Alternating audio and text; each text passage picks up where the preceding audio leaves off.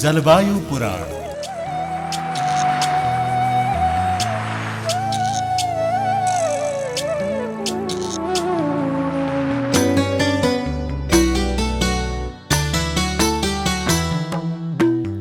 दिन दिनै पानी पाउन गाह्रो हुन थाल्यो।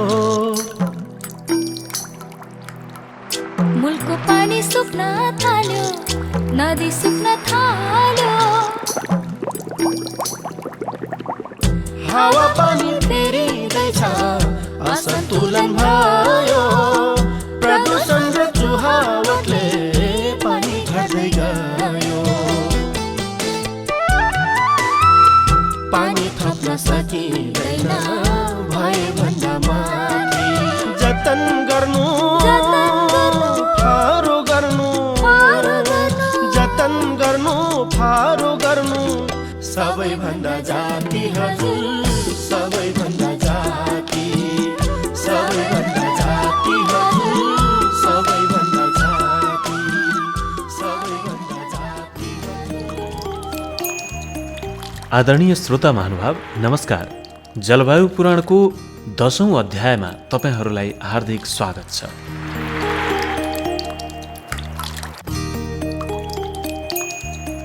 गएको अध्यायमा हामीले जलवायु पुराणका पुराना अध्यायहरूमा भएका कुराकानीलाई सम्झिने काम गरेका थियौँ। अब हामी जलवायु परिवर्तनका विषयमा त कुराकानी गर्ने नै छौँ र साथमा जलवायुको नकारात्मक परिवर्तनले मानिसलाई पार्ने असर र खास गरी मानिसको पनि कुन वर्गलाई सबैभन्दा बढी असर पर्छ त्यस विषयमा छलफल गर्नेछौँ। त्यस्तो असरबाट बच्ने उपायका बारेमा त छलफल हुने नै छ। आजको अध्यायमा विशेषतः हाम्रो जीवनमा सबैभन्दा महत्त्वपूर्ण प्रभाव पार्ने खाद्यान्नका बारेमा छलफल गर्नेछौँ। आजै मात्र हाम्रो कार्यक्रम जलवायु पुराण सुन्दै हुनुहुन्छ कुनै श्रोता भने उहाँका लागि जलवायु पुराण अनौठो र नयाँ लाग्न सक्छ। तपाईँले हिन्दू धर्मग्रन्थ अन्तर्गत 18 पुराणहरूका बारेमा धेरै सुन्नुभएको होला, तर यो पुराण ती पुराणहरूभन्दा भिन्नै पुराण हो। संसारभरिका सम्पूर्ण मानव मात्रले सुन्नै पर्ने, गुन्नै पर्ने र आत्मसात गर्नै पर्ने महत्त्वपूर्ण पुराण र प्राणी वनस्पति सबैका लागि उपयोगी पुराण। जलवायु पुराणको महत्त्व विचार गर्दा यसलाई महापुराण भन्दा पनि हुन्छ। कुनै जात, जाति, भाषा, लिङ्ग, क्षेत्र, सम्प्रदाय, धर्म कसैलाई भेदभाव नगर्ने पुराण। सबै धर्म, सम्प्रदाय, जात जातिको साझा पुराण। जलवायु पुराणमा हामी हाम्रो जीवन र जगतसँग प्रत्यक्ष सम्बन्ध भएका दुःखका र सुखका कथा सुन्ने गर्दछौँ। जलवायु परिवर्तन, यसले हाम्रो पृथ्वी र वायुमण्डलमा पार्ने प्रभाव, हाम्रा हिमाल, पहाड, नदीनाला, वनजङ्गल, पानीमा वा जमिनमा बस्ने अनेक किसिमका प्राणी र वनस्पति, बाढी, पहिरो, भूक्षय, वनफडानी, आगलागी जस्ता हाम्रो जीवनलाई असर गर्ने विषयहरूमाथि यो पुराणले प्रकाश पार्दछ। जलवायु पुराणले समस्याहरू मात्र तेर्स्याएर हामीलाई अत्याउने काम गर्दैन, चिन्तामा डुबाउने छैन। यसले समस्याबाट मुक्त हुने उपायहरूको पनि अनुसन्धान गर्छ, खोजी गर्छ, पहिल्याउँछ र पस्किने गर्दछ। वायुमण्डलमा ज्यादा कार्बन डाइअक्साइड फाल्ने खनिज इन्धनहरूको साटो वैकल्पिक ऊर्जाहरूका बारेमा पनि बताउनेछ।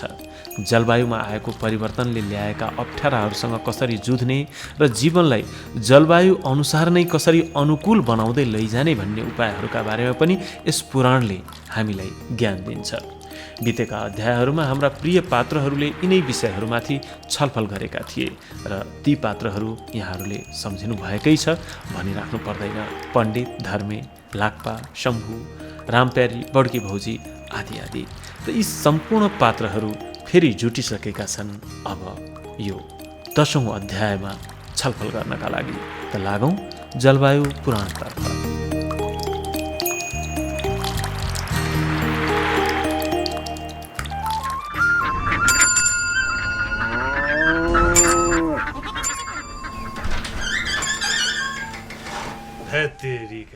के हो यसपालि त?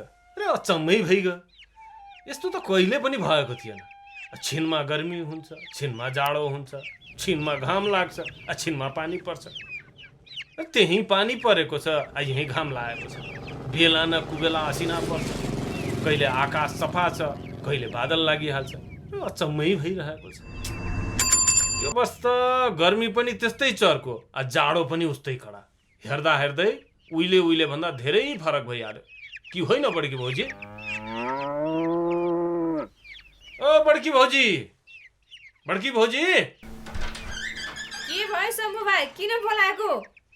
लौ अझ के भयो र म चाहिँ यहाँ भौजीसँग गफ गरेको गरे, अब भौजी चाहिँ डाँडा पाडीबाट किन बोलाएको रे? अरे यही हुनुहुन्थ्यो भर्खर, कहाँ जानु भयो? कहाँ जानु नि, सबैजना आइपुग्ने बेला भयो, खाजा बनाइहालौँ भनेर। ओहो भौजी, कहाँ सधैँ खाजा बनाएर सकिन्छ? तपाईँलाई फेरि गाह्रो पनि हुन्छ। अहिले खाजा खाने बेला पनि त भएको छैन। केही गाह्रो हुँदैन, घरमा भएको चिज बनाएर खुवाउने त हो नि, किनेर ल्याउने होइन क्यारे।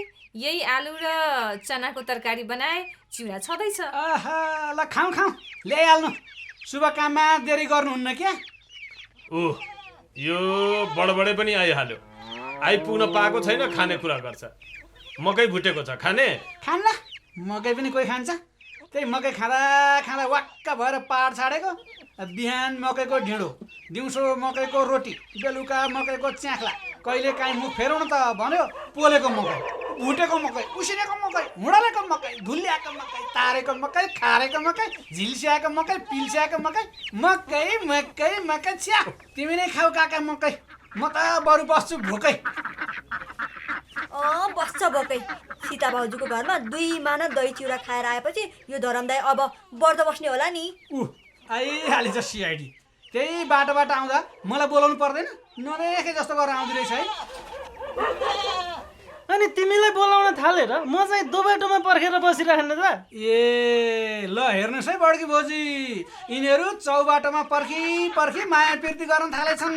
यिनीहरूको चाँडै बिहे गरिदिहाल, नत्र कुरो बिग्रिएला। नचाहिने कुरो नगरी धरम, सँगै हिँड्न पनि नहुने हो र? है, भेट भयो कि सुरु भइहाल्छ। एकछिन चुप लाएर अलि राम्रो कुरा गर्न आउँदैन तिमीहरूलाई? खालि झगडै गर्नुपर्छ। राम्रो कुरा गर्नलाई त पण्डित आउनु पर्यो नि। पण्डित आएर बसिसक्यो धरम भाइ पछाडि। ए सरी है पण्डितजी, म त पण्डितजीलाई नदेखेर पो त। किन सरी? बोल्ने बेलामा मन परी अनि सरी। के भन्नुभयो र धरम भाइले? पण्डित भन्नुपर्ने, पण्डित भनेकोमा सरी भनेको अर्थ केही भनेको छैन। म केही भन्नु पर्यो भने अगाडि नै भन्छु नि। त्यो लाक्पा जस्तो पछाडि कुरा काट्ने मान्छे हो र म? उही धर्मे, मैले कहिले कहाँ कसको के कुरा काटेँ? उदाहरण पो दिया त। उदाहरणमा लाक्पालाई नै बिचमा ल्याउनु पर्छ त? अरू कोही छैन दुनियाँमा? छ, एकजना छ। हो, त्यसैलाई ल्याउनु नि त बिचमा। तिमी पनि त रिसाउँछौ होला नि। ओहो, यो धर्मे दाइसँग त कुरा गर्नै सकिँदैन। पण्डितजी, तपाईँले नै यसलाई सम्झाउनु पर्यो कि।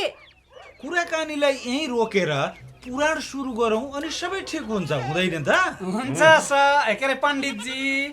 श्री पृथ्वी माताको जय, श्री नेपाल माताको जय, हिमाल पहाड र तराई मधेसको जय, वन जंगल पहाड पर्वत खोला नाला नदी समुद्र जडीबुटी तथा खनिज पदार्थको जय, सम्पूर्ण मानव मात्रको जय। एउटा कुरा भन्नुहोस् त, यो जलवायु परिवर्तनले के लाई असर गर्छ होला?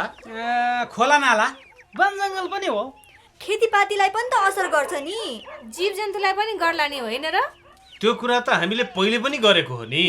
त्यो बाहेक त हिमाललाई पनि असर गर्छ नि। हो, एकदम ठिक भन्नुभयो तपाईहरुले। ती सबैलाई असर गर्छ र ती सबैलाई परेको असरले सबैभन्दा बढी हामी मानिसहरूलाई सताउँछ। त्यो त हो नि। ती सबैलाई त के को टेन्सन र? निर्जीव छन्, दुख्दैन, पोल्दैन। जीव जन्तु, चराचुरुङ्गी, समुद्री जनावरहरू, माछा, व्हेल यस्तोहरूलाई त हामीलाई जस्तै दुःख त भइहाल्छ नि। अब तिनीहरूको पनि त जीवन नै हो नि, के होइन लामाजी? किन होइन? यो संसार यति सुन्दर सुचारू हुनमा संसारमा भएका सबै थोकको उत्तिकै भूमिका छ। त्यसमा पनि जीवजन्तु र वनस्पति त हाम्रा अभिन्न साथी नै भइहाले। के भन्न खोजेको हो मैले त बुझिन नि पण्डितजी। मैले अघि भनेको थिएँ, जलवायु परिवर्तनले सबैभन्दा बढी असर कसलाई गर्छ?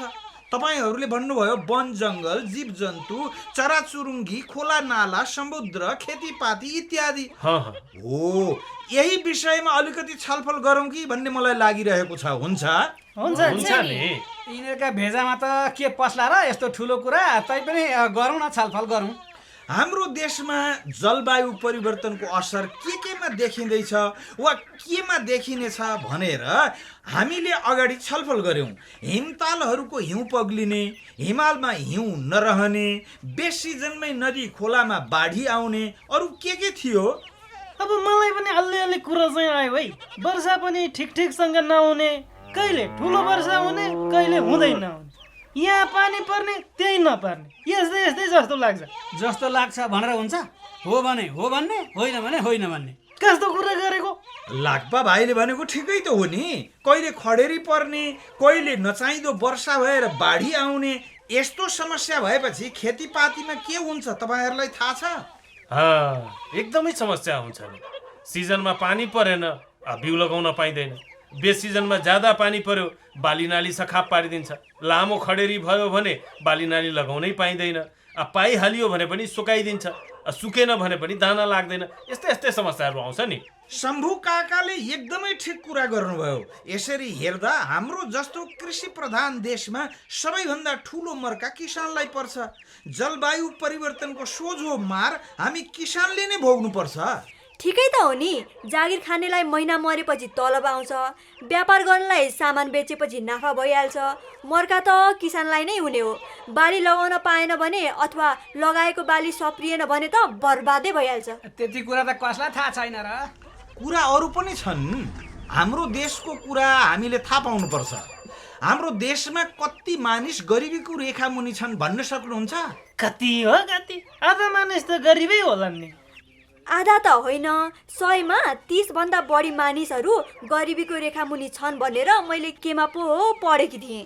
हो, 32% भन्दा बढी नेपालीहरू गरिबीको रेखा मुनि छन्। उनीहरूलाई खानेकुरा लगायत चाहिने अरू कुरा पनि केही पुग्दैन। 100मा 40 जना नेपालीले शरीरलाई चाहिने न्यूनतम पौष्टिक चिज पनि खान पाउँदैनन्। क्यालोरी भन्छन् नि, त्यही होइन? हो, राम्रो खाना नपाएपछि के होला ल भन्नुस् त? के हुनु नि, रोग लाग्छ होला नि पण्डितजी। हो त, तिनीहरूको शरीर स्वास्थ्य पनि हुँदैन। 5 वर्ष मुनिका 100मा 50 नेपाली बच्चाहरूलाई यही पौष्टिक खानाको कमीले पुड्को हुने रोग लागेको छ भनिन्छ। त्यसमा पनि नेपालको पश्चिम र सुदूर पश्चिमका पहाडी हिमाली जिल्लाको स्थिति त त्योभन्दा पनि नाजुक छ। अब खाना नपाएपछि मानिस छिटो पनि त मर्छ होला नि। लौ, त्यो त कसलाई थाहा छैन। खाना नपाएपछि अजम्भरी हुन्छ त?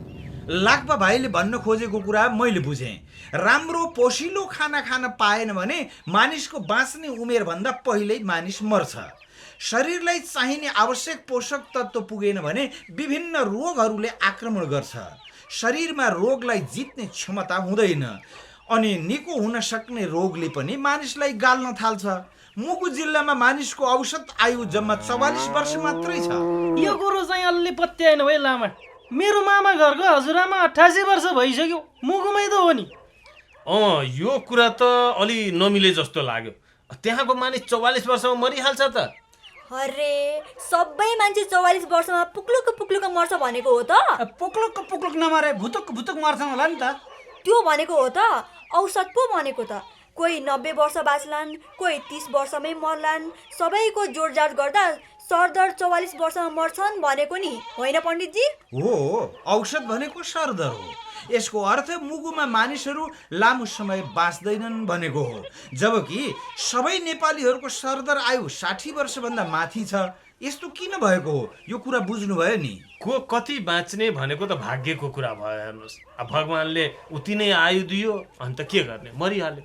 भगवान पनि कस्तो त, कुनै जिल्लालाई धेरै आयु दिने, कुनैलाई कम दिने। अरे, 12 वर्ष रामायण पढायो, सीता कसकी जोई भने जस्तो। पण्डितजीले भन्दैछन् राम्रो खाना नपाएर मान्छेको आयु छोटो भएको भनेर। भगवानका थाप्लामा दोष हाल्छन्। बेकारमा कुरो बुझ्नु छैन यिनीहरू। हो, धरम दाइले ठिक भन्नुभयो। मैले भन्न खोजेको कुरा हाम्रो जीवन रक्षाका लागि हाम्रो स्वास्थ्य राम्रो हुनुपर्छ। स्वास्थ्य राम्रो बनाउन पोषिलो खानेकुरा खानुपर्छ। त्यही त पाउनु पर्यो नि। ती मन्त्री बजियाहरूले मात्रै उहाँ दरबारमा बसेर ठुला ठुला होटेलमा बसेर मिठो मिठो खाने, सबै जनतालाई पनि त खाने व्यवस्था मिलाइदिनु पर्यो नि कि कसो पण्डितजी? हो, सरकारको काम सरकारले पनि राम्ररी गर्नु पर्यो, हामी जनताले पनि सकेको आफै गर्नु पर्यो। कुरा त अन्त्य अन्त्य गए जस्तो लाग्यो। जलवायुको कुरा कता हो कता। जलवायुको कुरै हो, जलवायुले ल्याउने परिवर्तनलाई त सरकारले पनि केही गर्न सक्ने होइन, तर यसबाट पर्ने असरलाई कम गर्ने र जनताको जीवन रक्षा गर्ने काममा त सरकारले पनि ध्यान दिनु पर्यो नि। आफै त महादेव कल्ले देला बर भने जस्तै सरकार पनि उस्तै छ, जनता पनि उस्तै छ, जोगीको घरमा सन्यासी पाहुना जस्तो। त्यसो भनेर हात खुट्टा छाड्नु पनि त भएन नि। अब त्यसो भए के गर्ने त? यो समस्याको समाधानका लागि त सरकारले नै हामीलाई सहयोग गर्नुपर्छ। सरकारले खाद्य सुरक्षालाई मुख्य प्राथमिकतामा राखेर काम गर्नुपर्छ। अरे अरे अरे कुरा बुझे त मरिजाउँ। के हो त्यो खाद्य सुरक्षा? म भन्छु जलवायु परिवर्तनले कृषिमा सिधा असर गर्छ भनेर हामीले कुराकानी गरिसक्यौँ। त्यो कसरी कसरी हुन्छ तपाईँहरूलाई सम्झना छ? उही कुरा त हो नि, पानी समयमा पर्दैन अथवा धेर पर्छ, खडेरीले बाली मासिन्छ। त्यो बाहेक जलवायु परिवर्तनको कारण किरा फट्याङ्ग्राहरू र झारपातहरू बढ्ने, त्यसले कृषि प्रणालीलाई कमजोर बनाउँछ। कृषि उत्पादन घटेपछि कृषि व्यवसाय गर्नेहरू सहर पस्ने र रोजगारीका अरू नै उपाय खोज्ने गर्न थाल्छन्। लाखौं नेपालीहरू अहिले विदेशिएको एउटा कारण पनि यो हो। यसरी युवाहरू बाहिर गइरहने हो भने त एक दिन यस्तो पनि दिन आउँछ कि खेती गर्ने मानिस नै पाइँदैन। अनि के होला कृषि प्रधान देशको स्थिति? है त्यो त यस्ता समस्याबाट बच्नका लागि सरकारले बेलैमा विचार पुर्याउनु पर्छ र कृषिको उन्नति हुने खालका नीति नियमहरू ल्याउनु पर्छ। तपाईँ हामीले गर्ने खेती प्रणालीलाई सुरक्षित गर्ने कायदा हामीलाई सरकारले सिकाउनु पर्छ। कुरा बुझ्दै हुनुहुन्छ? होइन कहाँ यत्तिकै बुझ्दैछ भन्नुहुन्छ? होइन पण्डितजी, त्यसरी बाहिर गएकाहरूले पठाएको पैसाले त नेपालको गरिबी घट्यो भन्छ नि त। कहिलेकाहीँ यो धर्मे पनि साह्रै गाह्रो प्रश्न सोध्छ। यो कुरा फेरि गरौँला, यसबारे राम्रो जान्ने मान्छेलाई नि बोलाउँला। पण्डितजीलाई नै गाह्रो पर्ने प्रश्न गर्दै मैले तिम्रो प्रश्न जायज थियो, तर अलिकति दिमागले चाहिँ नि काम गर्दैछ मेरो पनि। खेतीबाट मानिसलाई यसरी भाग्न चाहिँ नि दिनु हुँदैन। सबै मानिस खेती छोडेर अन्तै अन्तै लाग्दै गयो भने अन्न कसले फलाउने, फलफुल कसले फलाउने, तरकारी कसले लगाउने? अनि गाउँकै मानिसलाई खान अपुग भयो भने सहरको मानिसले के खान्छ त? आफैले के खाने? यो पनि समस्या भयो। अरे शम्भु भाइले त मेरो मनकै कुरा गरिहाल्यो। संसारमा सबैभन्दा ठुलो त किसानै त हो नि। किसानले बाली उब्जाएन भने मानिसले खानै पाउँदैन। संसारका सबै मान्छेले तिमीहरूले उब्जाएको खाएर बस्या होला नि। संसारभरिका मान्छेले भातै मात्र खाँदा हुन्, पाउरोटी मात्रै खाएर बाँच्छन् अरे उता अमेरिकातिर। सुनेको छ तिमीहरूले? अर्थकै खाएर बाँच्ने मानिस पनि त होला नि यो संसारमा, भातै मात्रै खाएर बस्छन्। खुब जानेको रहेछ यो धरन दाइले। पाउरोटी चाहिँ के बालुवाले बन्छ? मेरो विचारमा मान्छेले खाने सबै कुरा दुईटा चिजबाट मात्रै बन्छ, कि त वनस्पतिबाट कि त पशुहरूबाट। ल रामप्यारीको कुरा मलाई एकदम ठिक लाग्यो। शाकाहारी र मांसाहारी भन्छ नि, त्यही त हो नि। एकदमै ठिक कुरा। कुनै कुनै जीवजन्तु मासु मात्र खाएर बाँच्ने हुन्छन्, कुनै जीवजन्तु वनस्पति मात्र खाएर बाँच्ने हुन्छन् र कुनै कुनैले दुवै थरी खान्छन्। त्यसकारण एउटा कुरा एकदमै स्पष्ट छ, कृषि व्यवसाय खत्तम भयो भने मान्छेको जीवन पनि खत्तम हुन्छ। त्यसैले भनेको कृषि व्यवसायलाई जलवायु परिवर्तनले पुर्याउने असरबाट जोगाउनु पर्छ। ठीक। त्यसैले सरकारले हामी जस्ता किसानहरूलाई कृषि व्यवसायमा लागिरहन प्रोत्साहित गर्नुपर्छ, आत्मनिर्भर हुन हौसला दिनुपर्छ। किसानले धेरैभन्दा धेरै खेती गर्ने, आफूलाई खान पुर्याउने र अरूका लागि बेचबिखन पनि गर्न सक्ने हुनुपर्छ। त्यसका लागि वातावरण सरकारले बनाइदिनुपर्छ। के यो कुरा ठिक होइन त? कुरा त एकदम ठिक छ पण्डित, तर अहिले त चलिरहेको छ घाटाको व्यापार। खेती गर भोकै मर। हामीलाई धेरै थाहा पनि हुँदैन, सरकार पनि कहीँ छ कि छैन त्यही थाहा हुँदैन। सबभन्दा त हामीले पनि अलि जागरुक हुनुपर्छ शम्भु काका। बोल्नुपर्छ, माग्नुपर्छ, जिल्लामा जानुपर्छ, मन्त्रालयमा जानुपर्छ, जिल्लाका नेताहरूलाई, प्रतिनिधिहरूलाई झकझक्याउनुपर्छ, समूह गठन गर्ने, छलफल गर्ने, मिलेर काम गर्ने बानी बसाल्नुपर्छ, एक अर्काका समस्याहरूमा खुलेर छलफल गर्नुपर्छ। हेर्नुहोस्, यस्तो भइसक्यो केही वर्ष अघिसम्म हाम्रो देशमा उत्पादन भएको खाद्यान्न बढी भएर विदेशमा बेच्थ्यौँ, अहिले वर्षै पछि विदेशबाट किनेर ल्याउन थालिएको छ। यो क्रम बढेर गयो भने स्थिति डरलाग्दो हुन सक्छ। हो त। हाम्रो तराईलाई अन्नको भण्डार भन्दै रित्तो भण्डार भन्नुपर्ने दिन आउन सक्छ।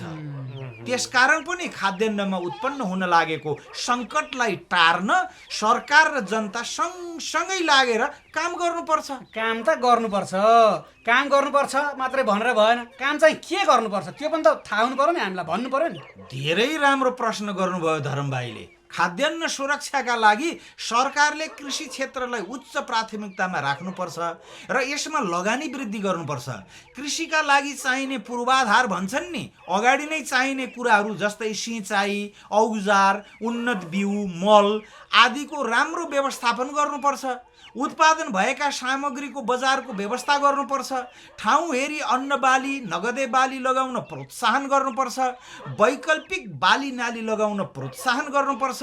दुर्गम ठाउँहरूमा खाद्यान्न पुर्याउन सडकको विस्तार, बजारको विकास गर्नुपर्छ।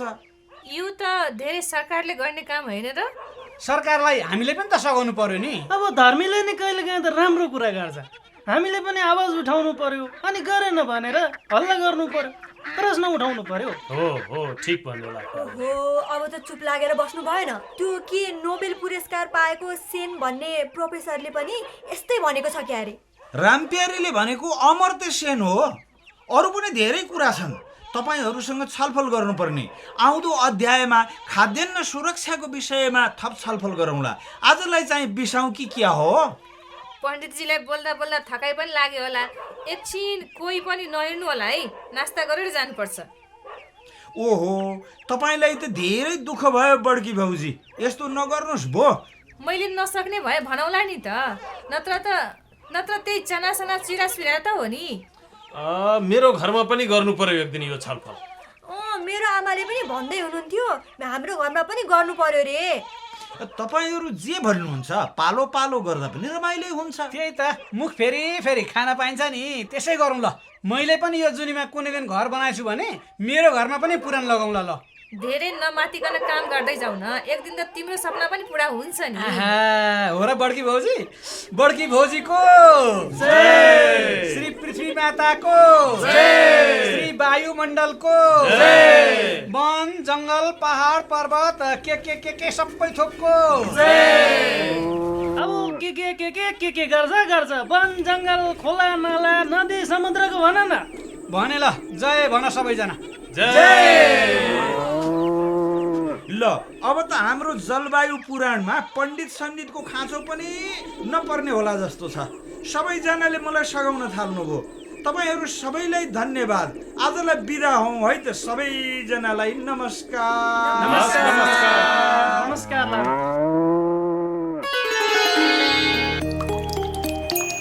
जलवायु पुराणका आदरणीय श्रोता, जलवायु पुराणको 10औं अध्याय पनि सकियो।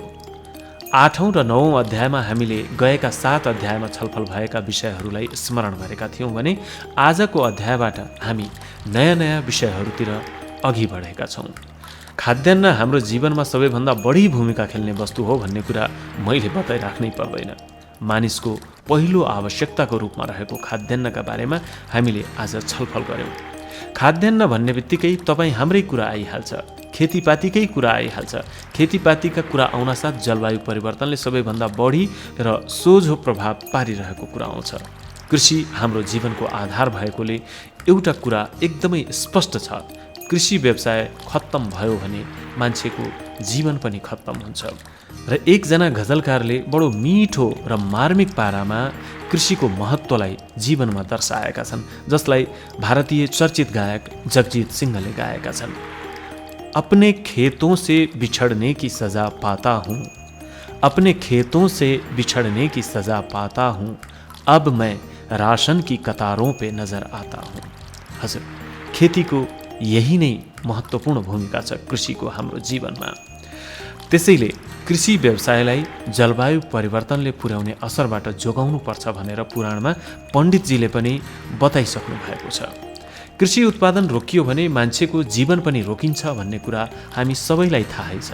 अतः सरकारले पनि हामी जस्ता किसानहरूलाई कृषि व्यवसायमा लागिरहन प्रोत्साहित गर्नुपर्छ, आत्मनिर्भर हुन हौसला दिनुपर्छ। किसानले धेरैभन्दा धेरै खेती गर्ने, आफूलाई खाना पुर्याउने र अरूका लागि बेचबिखन पनि गर्न सक्ने हुनुपर्छ। त्यसका लागि वातावरण सरकारले बनाइदिनुपर्छ भन्ने पण्डितजीको भनाइमा सहमति जनाउँदै आजलाई भने बिदा माग्छु। सामाजिक तथा वातावरणीय परिवर्तन अध्ययन संस्था आइसेट नेपालद्वारा निर्मित यस जलवायु पुराणको लेखन लक्ष्मण कामनागेले र निर्देशन धीरेन्द्र प्रेमर्सीले गर्नुभएको हो। यसमा अभिनय गर्ने कलाकारहरू हुनुहुन्छ नरनाथ लुइटेल, रूपा झा, तिलक सुनार, ममता पण्डित, सुधीर आचार्य, लक्ष्मण कामनागे र धीरेन्द्र प्रेमर्सी। यो कार्यक्रम यहाँहरूलाई कस्तो लाग्यो? यसका बारेमा आफ्ना सुझाव, सल्लाह र प्रतिक्रिया हामीलाई पठाउनुहोला। हाम्रो ठेगाना हो आइसेट नेपाल, गुरुमा मार्ग चण्डोल, घर number 4240, post box number 2221, Kathmandu, Nepal. हाम्रा टेलिफोन नम्बरहरू हुन् 4426 728 4417 हाम्रो इमेल ठेगाना हो iset@ntc.net.np। त्यसै गरी हाम्रो वेब ठेगाना हो www.isetnepal.org.np।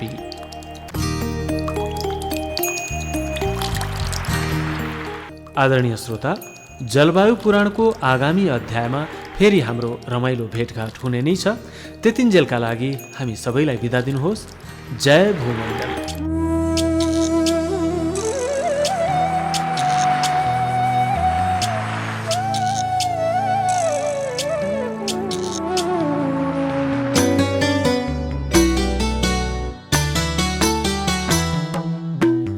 दिन दिनै पानी पाउन गाह्रो हुन थाल्यो, मुलको पानी सुक्न थाल्यो, नदी सुक्न थाल्यो, हावा पानी फेरिँदैछ, असन्तुलन भयो।